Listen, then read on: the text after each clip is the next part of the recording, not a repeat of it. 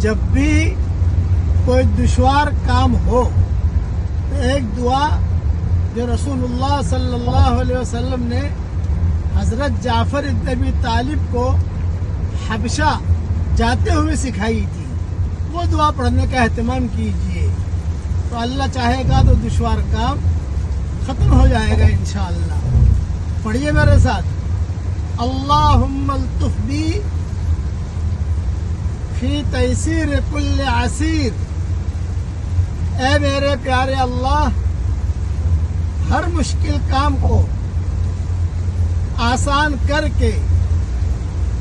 مجھ پر مہربانی فرما، فإن تیسیر